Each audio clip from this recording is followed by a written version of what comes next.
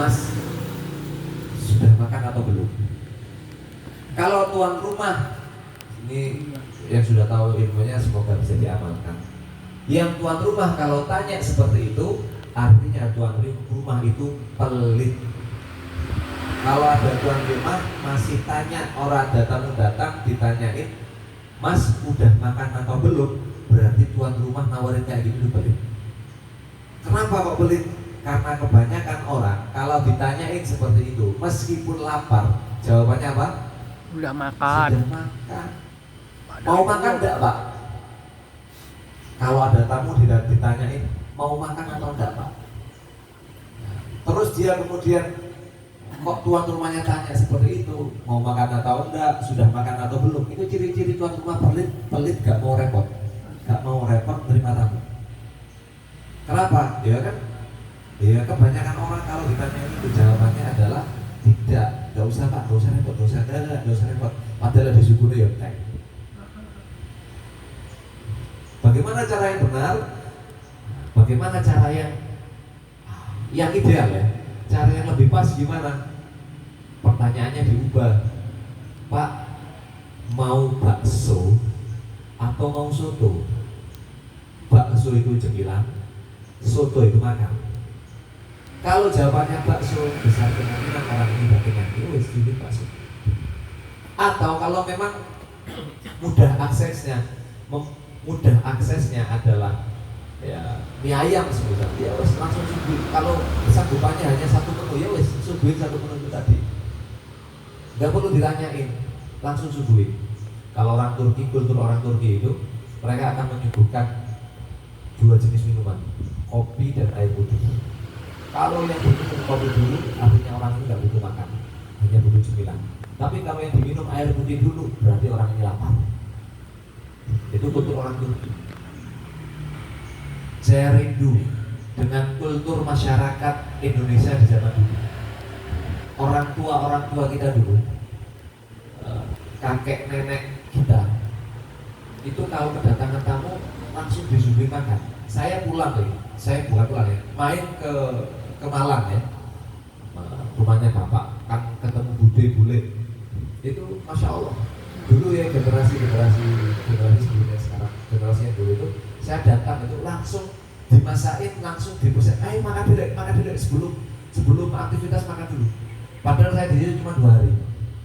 Itu pun bukan di rumahnya beliau, di rumah tetangga sebelah. Jadi inisiatifnya masya Allah. Gak pakai tanya udah makan atau belum lah. Ya hati-hati.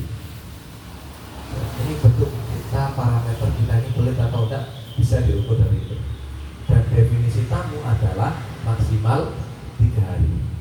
Jadi kalau status tamu itu di dalam ya termasuk hari ini kultur budaya masyarakat Timur Tengah masih pakai kultur itu. Yakni 3 hari disebut musafir, lebih dari 3 hari. Itu kalau teman-teman kalau main ke Timur Tengah gitu, bukan hanya Timur Tengah, Brunei pun juga sama. Meskipun tidak semuanya ya. Kalau teman-teman main ke Brunei, nah, kulturnya hampir sama. Brunei itu masya Allah. Anda masuk ke Brunei nih, di jalanan bawa koper, geret koper, jalan kaki, itu siap-siap tiba-tiba nanti dipepetin oleh mobil. Mobil itu berhenti, terus bukain pintu. Mas mau kemana? Ayo naik dulu, bareng saya saja. Terus kemudian turun dikasih uang saku. Itu orang Brunei.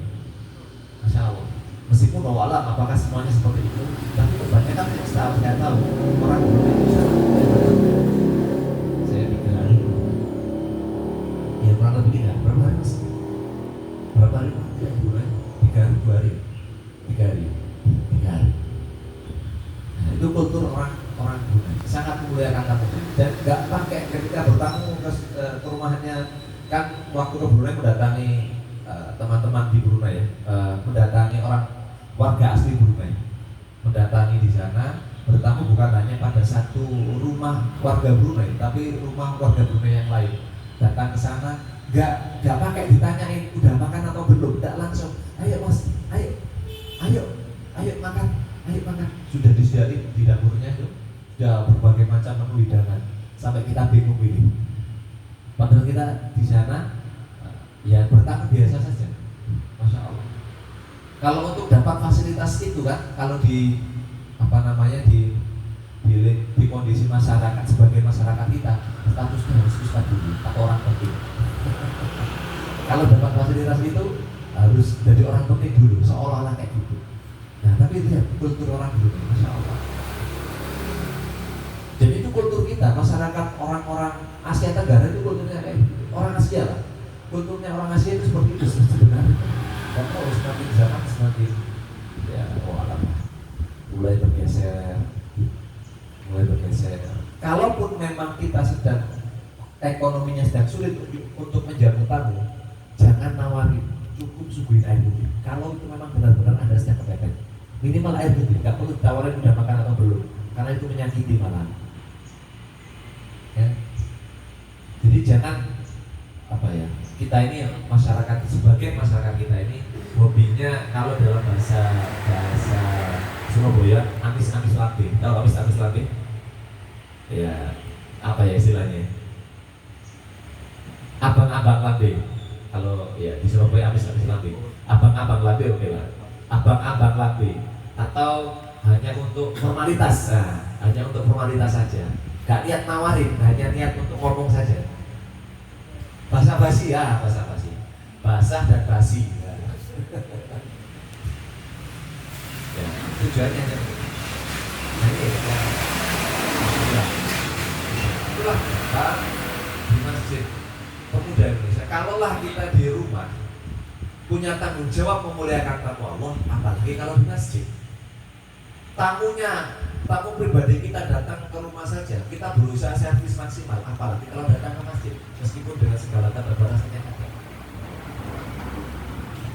Maka di masjid pun berusaha gimana caranya. Ini yang datang kan tamu-tamu Allah, mau itu saudara-saudara kita yang istimewa, mau itu saudara-saudara kita yang normal, mau itu saudara-saudara kita yang muslim atau yang selain muslim. Ya kita bismillah, kita muliakan dengan sesuai aturan syariat.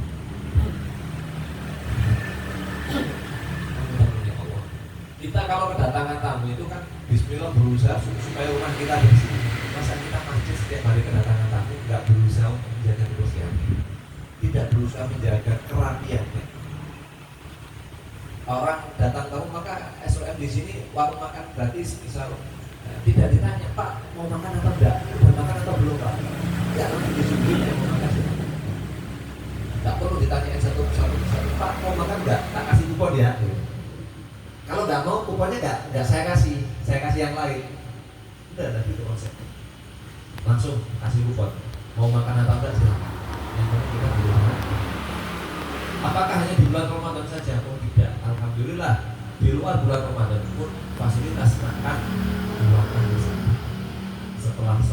setelah pengajian sadar subuh, dan juga ketika jadwal makan siang atau ketika jadwal maghrib kalau Kamis dan Jumat, dan ba'da Isya atau ba'da majelis ketika hari Sabtu, kecuali hari Ahad jam makannya libur kecuali pagi. Ini biar kita muliakan tamu. Dan masya Allah, tidaklah Allah mengutus seseorang menjadi nabi kecuali dia adalah sosok yang sangat memuliakan tamunya. Jadi kalau kepingin dengan anak-anaknya, dirinya punya sifat keluarga Nabi, muliakan tamu. Tengok Nabi Ibrahim itu kalau mendatangkan tamu, beliau menyembelih kambing, Pak. Menyembelih kambing, bukan sekedar menyembelih ayam. Kalau kita ya sementara bisanya ya menyembelih mie ayam ya. Ya supir mie ayam. Tidak apa-apa. Tapi kita punya semangat untuk memuliakan tamu. Jangan merasa beban, jangan merasa beban. Tapi ada namanya. Tamu yang benar adalah ketika mau bertemu, ketika datang buat janji dulu. Kita sudah canggih teknologi. Yang sering dikiranya kita ini sombong. Tamu ujuk-ujuk datang ingin ngajak ketemu. Enggak gitu konsepnya. Kita juga punya jadwal yang sudah kita tersusun. Kita sudah punya janji terlebih dahulu. Tamu kita tiba-tiba datang minta ketemu ngobrol. Ya kita nggak bisa langsung divonis sombong. Bukan sombong. Kita prioritaskan yang sudah buat janji terlebih dahulu. Oh, kasihan dari jauh dan lain-lain. Iya, saya lebih merasa kasihan kepada orang yang sudah buat janji dengan saya, tapi tidak saya datangi atau tidak saya terima, padahal sudah buat janji duluan. Boleh. Maka untuk para tamu jangan suka kasih kejutan dan datang. Meskipun itu saudara Anda sendiri. Kalau Anda sudah menikah, suami dan istri ya sudah menikah, masing-masing punya kehidupan rumah tangga masing-masing. Tetap datang saudarakan. Kalau mau berkunjung ke rumah saudara, kabar. Karena ada aurat-aurat yang perlu dijaga. Ketika Anda datang ke rumahnya saudara, itu kan saudara punya pasangan. Ada baju-baju yang tidak seharusnya dilihat oleh orang luar, itu aurat. Di dalam rumah, selama pintu itu tertutup, maka di dalam rumah itu adalah aurat untuk semua orang kecuali keluarga. Maka ada bertamu yang benar untuk rumahnya satu kali, assalamualaikum, terus wajahnya menghadap membelakangi pintu, bukan malah nunggu di depan pintu. Dibuka, halo, surprise gitu. Dan gitu. Ketuk, kita menghadap ke belakang sambil nunggu, sampai nunggu dijawab. Waalaikumsalam. Barulah setelah keluar, iya mas, ada apa? Baru setelah ada suara, kita balik, baru ngobrol. Itu adab yang bukan ya biasanya nanti teknik santri-santri yang baru, santri masih umur yang baru. Jadi biasanya kalau bertamu ketuk. Saya tanya, ini santri, ini nggak biasa nyara ini nggak biasa, ini berarti santri baru. Biasanya untuk kamar saya, kasih baru-baru begini. Assalamualaikum. Kamu harus assalamualaikum. Selamat. Dulu, sekarang sudah alhamdulillah sudah tanya. Padahal yang benar kayak gimana? Sekali aja cukup. Assalamualaikum dan tunggu sampai 3 kali, nggak ada balasan, kudu rezeki berarti. Ya. Nah, maka idealnya buat janji dulu. Kalau kita jaraknya rumahnya jauh, buat janji dulu. Jangan ujuk-ujuk datang, kurang pas, kurang sopan.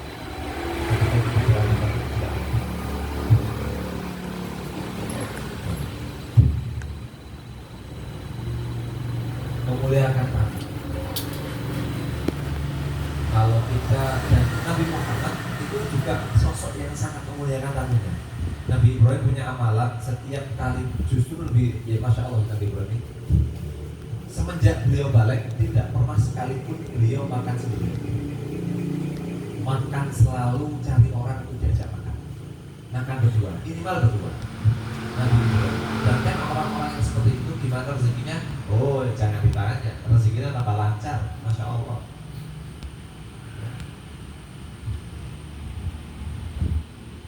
Dulu pernah saya sampaikan kepada teman-teman merintis masjid. Ya, gimana caranya orang yang datang ke masjid pemuda dimuliakan, meskipun kondisinya waktu itu masya Allah, ya. Sekarang sekian ratus porsi per hari. Dulu 5 porsi per hari aja udah ngedek-ngedek. Tapi ketika ada tamu berusaha kita muliakan gimana caranya? Fase tirakat, sabar-sabarnya sekian tahun ini tadi.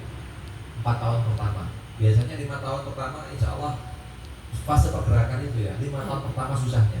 Setelah 5 tahun insya Allah bertumbuhnya melejit. Mau itu bisnis, mau itu pergerakan organisasi dakwah dan lain-lain, asalkan niat dan caranya benar. Kita waktu itu kedatangan tamu, adanya susu dan kurma, ya udah bismillah jadi suguhan susu dan kurma. Waktu itu ngajak teman-teman itu besar supaya masjid kedatangan tadi. Waktu itu masih di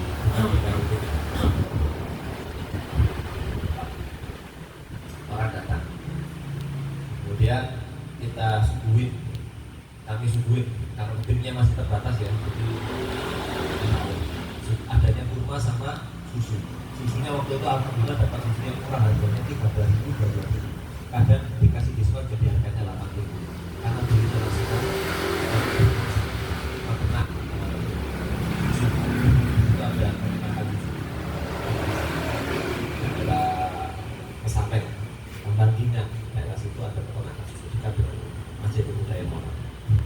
Kemudian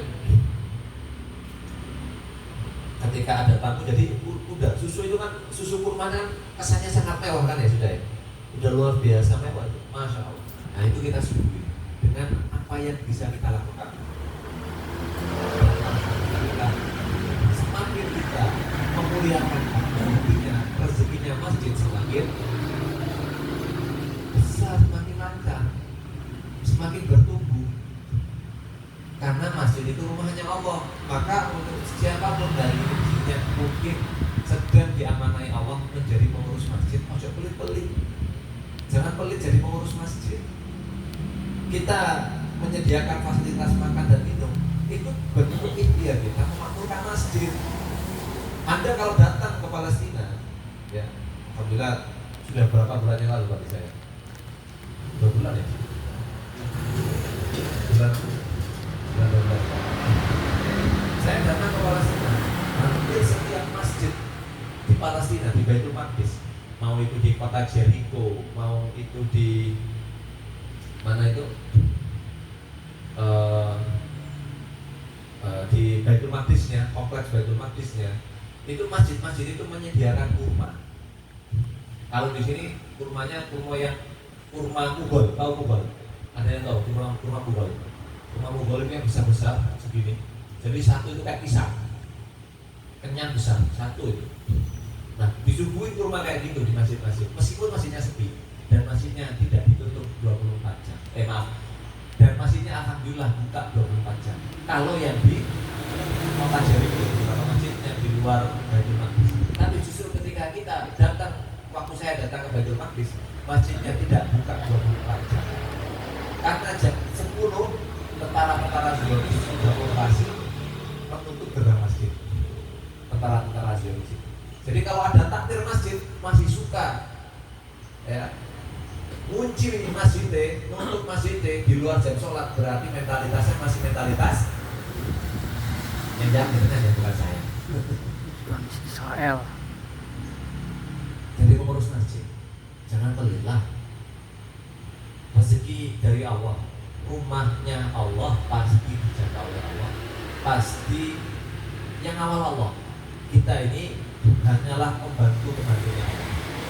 Kita ini PNS pegawai Nabi Sallallahu Alaihi Wasallam. Kita kalau ada tamu bismillah kita teriakan. Orang contoh gini, cara sederhana berpikirnya kayak gini. Jangan punya rumah mewah, ada pembantu, ya kan? Ada misal ada pembantunya di dalam rumah. Terus kita ngomong kepada kepada ada teman mau mampir di rumah kita, tapi kita posisinya sedang tidak di tempat. Kita ngabarin kepada, atau kita tunggu di rumah kita, di rumah itu tadi. Teman kita mau bertamu, ada di depan itu ada pembantu. Terus kami datang. Padahal kita sudah nyuruh tamu itu untuk datang. Nah, sang penerima tamu, pembantunya malah, ojo jangan masjid, jangan ke sini, maaf, masjid, mau ngapain? Tulisannya, mau ngapain? Mau ketemu ini. Oh, tidak dilayani dengan baik. Ternyata dipersilakan datang, tapi tidak dilayani dengan baik oleh si pembantu. Atau pas pada Allah, si pemilik tuan rumah sedang tidak ada di lokasi. Ada datang, ya, sudah dipersilakan datang ke rumahnya, ternyata si pembantunya ini tidak melayani dengan baik, bahkan justru sampai mengusir sang tuan tamu. Kira-kira kita dengan pembantu kayak gitu marah nggak? Marah. Kira-kira gajinya dipotong nggak? Kira-kira apa malah dipecat? Apa bisa betul? Apa malah seperti itu? Terus ini sih pembantu. Ya kita ini hanya bantu Allah. Ya jadi pengurus masjid kita siap repot. Aneh. Jadi pengurus masjid, takmir masjid harus siap repot. Konsekuensi jadi marbot masjid itu harus siap repot kalau kedatangan tamu. Sampai pintunya nggak ada kuncinya gitu kan. Belum. Maksudnya apa? Ini menjadi sinyal. Tujuannya adalah memberikan sinyal. Masjid itu seharusnya buka 24 jam. kan enak. Di masjid itu enggak. Banyak orangnya, banyak ininya, banyak itunya. Yes, harus paham dulu. Ada kondisi ideal, ada kondisi yang tidak ideal. Nah, ketika kita melihat kondisi ideal, meskipun posisi jenengan tidak dalam kondisi ideal, jangan memusuhi, jangan menolak kondisi ideal itu, tapi terima itu dan berikhtiar agar menuju kondisi ideal, bukan malah dimusuhi, bukan malah oh kan masjid pemuda kan enak, ini itu, emang dulu ngerintisnya itu langsung kayak gini gitu kan? Tidak, dulu ngerintisnya juga proses, tidak dengan bangunan yang megah, tapi dengan program. Dulu masjidnya aja belum jelas di mana, programnya sudah jalan duluan. Apa programnya? Bayar gratis, diarek dewe, dibungkusi dewe. Waktu itu belum ada tim duet dengan istri, saya dengan istri yang duet. Belum ada tim yang seperti hari ini, belum ada masjidnya jelas. Fase pergerakan, apakah kondisi ekonomi waktu itu sangat stabil? Justru kondisi itu dalam kondisi yang sedang diuji ekonominya. Bahkan saudara saya aja nggak tahu ekonomi saya sebenarnya sedang diuji waktu itu. Tapi ya masya Allah, alhamdulillah, terus bertumbuh. Karena kita berusaha menjalankan fungsi masjid sebagaimana Nabi menjalankan fungsi masjid. Meskipun kita masih belum ada apa-apanya dibanding masjidnya Nabi.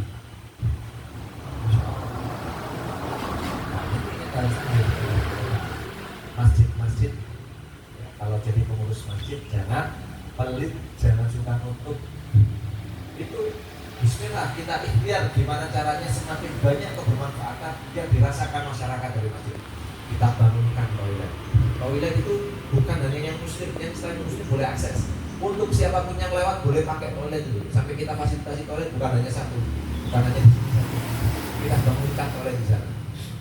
Terus kita sediain mobil ambulans dan lain-lain. Yang boleh pakai apakah hanya orang masjid? Enggak, masyarakat boleh pakai. Kemarin ngantar jenazah ya? Apakah jamaah masjid? Belum tentu. Jadi marbot masjid, takmir masjid harus mau repot, harus mau capek. Ada kondisi ideal, ada kondisi belum ideal. Kalau kita kondisi masjid kita belum ideal, ya ikhtiarkan agar jadi ideal, bukan malah di depan. Oh kan enak, ini sudah banyak. Ini emang dulu nggak pakai prinsip di awal juga. Masjid muda pun juga prosesnya masya Allah, butuh proses juga. Belum lagi kadang ada tamu-tamu yang lucu, imut dan mengemaskan.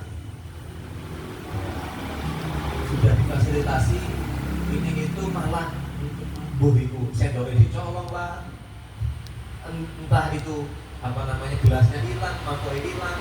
Buktinya hampir setiap bulan kami nambah sendok sama mangkok, nambah gelas.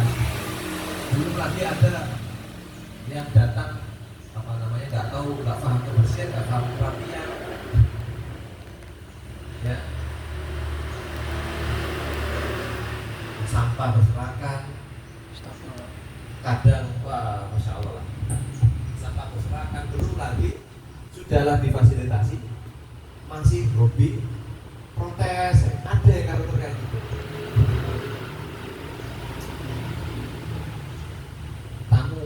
Ada tamu terus juga ngatur-ngatur koyok sok-sokan dia itu wali ngerti. Ojo gitu mas, harusnya kayak gini, harusnya kayak gini. Ya terus mas di BU apa? Kalian protes. Ya ini masya Allah. Nah, tapi kan itu ujian kita ketika ngurus masjid. Kalau niat kita ini karena Allah, insya Allah meskipun dikomentari, dicaci, barangnya dihilangi, dicolongi dan lain-lain, insya Allah kita tetap bakalan terus ngurus masjid karena niatnya insya Allah sudah lulus karena Allah. Kalau kita sudah memulai karena Allah, jangan berhenti karena manusia. Bismillah. Harusnya seperti itu mentalitas kita. Masjid-masjid ini bismillah. Ya, saya optimis mungkin di sebagian dari teman-teman ini ada yang terlibat jamaah yang datang, ada yang terlibat di dalam pengurusan masjid. Atau saya doakan Bismillah suatu saat jamaah yang datang juga suatu saat mendirikan masjid. Amin ya rabbal alamin. Masjid yang multi manfaat, masjid yang mengayomi umat. Masjid-masjid hari ini bukan krisis keuangan. Masjid hari ini bukan krisis bangunan. Masjid hari ini krisis pengasuhan, sehingga kebermanfaatannya kurang maksimal. Kalaulah memang penentu, nah ini yang sering mudik ini kayak gini. Saya diminta beberapa kali isi seminar kemasjidan, workshop kemasjidan atau apalah dan lain-lain. Pertanyaan klasik yang paling sering saya dengar adalah, Ustaz, bagaimana donasinya? Bagaimana cara mendapatkan dana? Bagaimana? Seputar itu aja. Ini orang kalau tanya seperti itu, berarti dia belum siap urus masjid sebenarnya. Kalau pertanyaan di awal langsung seperti itu, berarti orang ini belum siap urus masjid. Kok iso jadi pengurus masjid? Batin saya. Harusnya pertanyaan di awal bukan itu. Karena kalaulah memang karena uang, yang uangnya lebih banyak dari masjid pemuda, gak kurang-kurang. Masjid-masjid dengan uang yang banyak, lebih banyak dari masjid pemuda, gak kurang-kurang. Miliaran, ratusan miliar boleh jadi bahkan.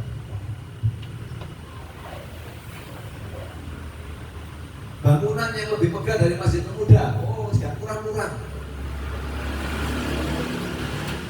Dan alhamdulillah baru bebas. Sebelumnya ya sekitaran sini. Karim.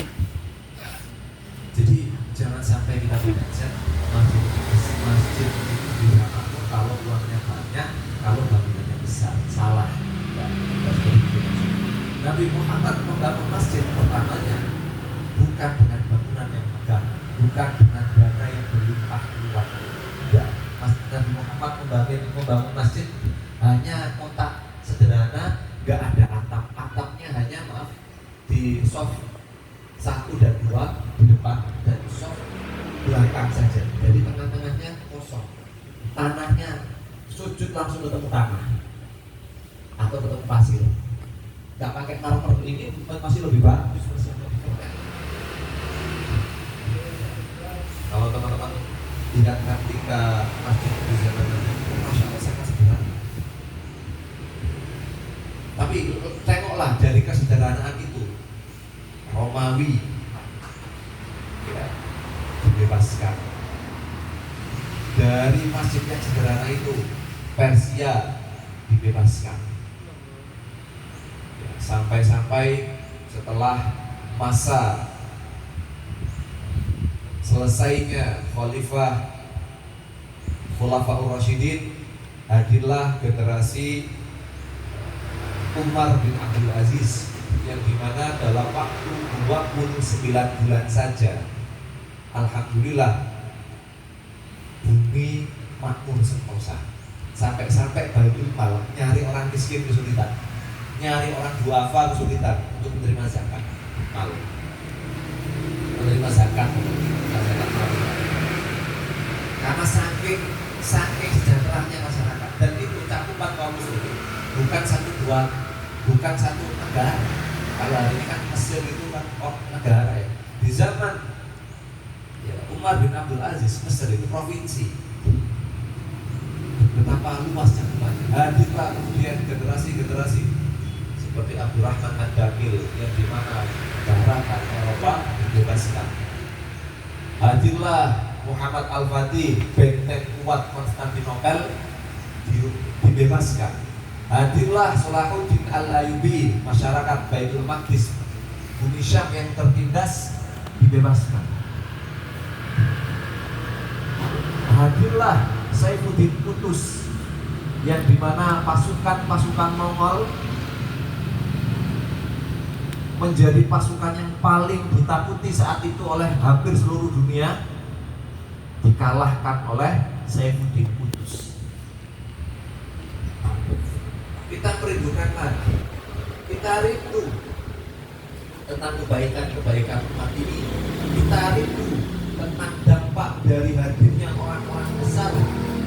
Dan orang-orang besar itu lahir bukan dari selain masjid. Mereka lahir dari keluarga, dididik dengan benar di rumah dan di masjid.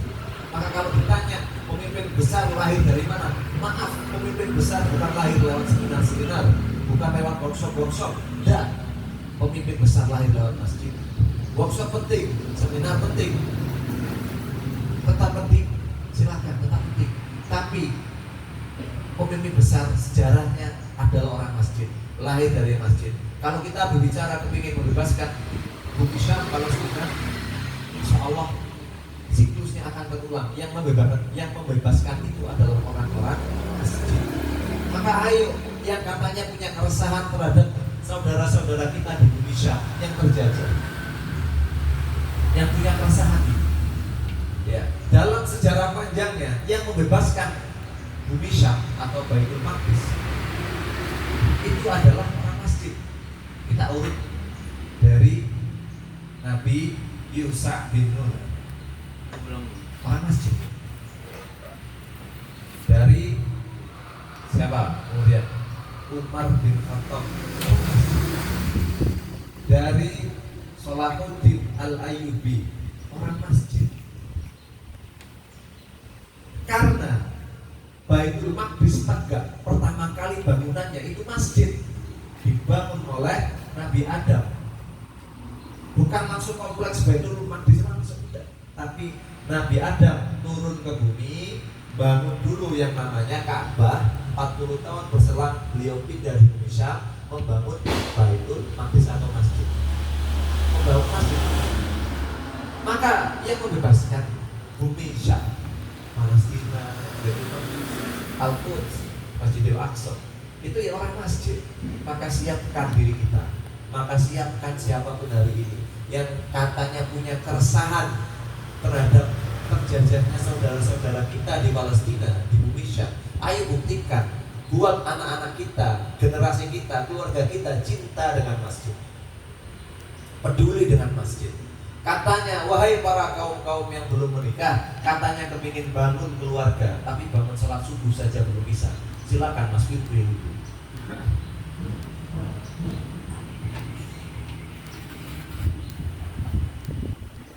Wahai para kaum-kaum yang kepingin menikah, katanya, wahai para ayah, calon suami dan suami, katanya kepingin membangun keluarga yang baik dan benar, ingin membangun sakinah mawaddah warahmah di keluarga, membangun rumah tangga. Gimana mau bangun rumah tangga yang baik dan benar? Bangun sholat subuh aja masih belum bisa kok. Bangun sholat subuh bersama di masjid aja belum bisa. Maka ayo para kaum suami, didik anak-anak kita, kawal anak kita, temani anak-anak kita, terutama di waktu subuhnya datang ke masjid. Silakan Anda sibuk kerja, silakan Anda sibuk kantor, silakan. Pastikan tapi ketika subuh Anda ngajak anak jenengan ke masjid berjamaah. Dan kalau ke masjid, nah ilmu di masjid, ilmu ngajak anak ke masjid juga ada urutannya. Kapan mulai anak diajak ke masjid? Ingat, diajak ke masjid dengan diajak sholat berbeda. Ya. Diajak ke masjid dengan diajak sholat berbeda. Anak usia belum 7 tahun jangan diperintahkan sholat, karena perintah sholat itu ketika kita dipersilakan oleh Allah untuk memerintah anak sholat di usia 7 tahun, berarti di usia sebelum itu adalah bahasanya ngajak, bukan perintah. Perintah dengan mengajak berbeda. Kalau ngajak berarti jenengan juga ikut ke apa? Masjid. Diajak ke masjid. Yang pertama fokus diajarkan kepada anak adalah tentang mengundang selama berada di masjid. Jadi waktu ketika sholat, gimana caranya anak minimal gak rame, gak ganggu, gak lari-lari ketika jadwal sholat. Meskipun dia cuma duduk atau tiduran gak apa, it's fine. Yang penting mereka gak rame, tidak menimbulkan kegaduhan. Fokus pada adab saja di usia-usia itu. Nah, barulah nanti ketika sudah masuk usia 7 tahun, bahasanya adalah perintah sholat. Perintah bukan ngajak lagi, tapi merintah. Kalau sudah usia 10 tahun, barulah kemudian kalau nggak mau sholat dipukul. Nah ini metode pukul ini oleh pendidikan barat nggak bagus katanya. Bahkan umat Islam ini bahkan menghindari itu. Padahal ini difasilitasi oleh Allah. Ini bentuk pendidikan pukul, itu bentuk kurikulum pendidikan yang tidak boleh dihilangkan dalam Islam.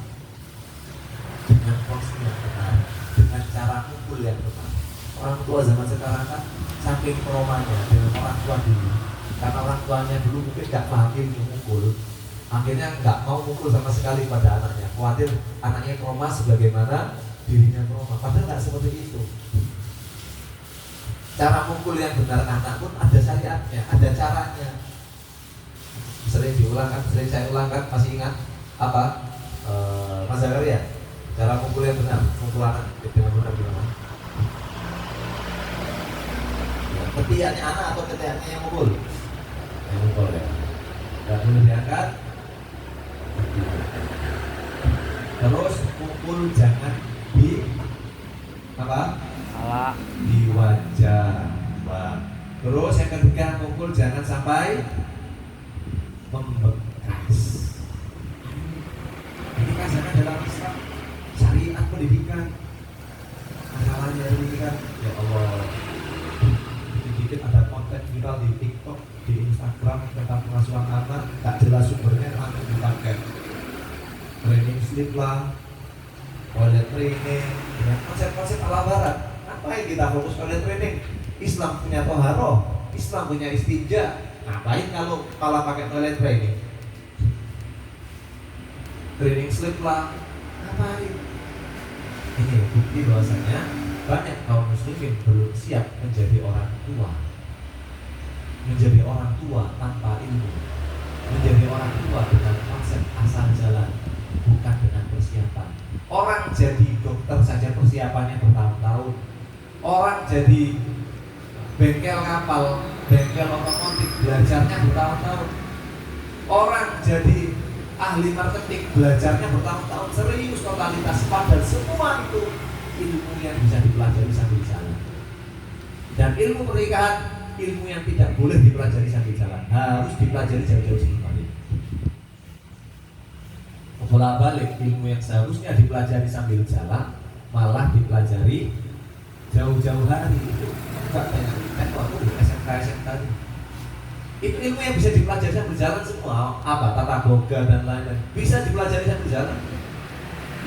Perkopian dan lain-lain bisa dipelajari sambil jalan. Saya nggak sekolah di dunia apa-apa bakery dan lain-lain, tapi insya Allah kalau masak insya Allah bisa, sangat bisa.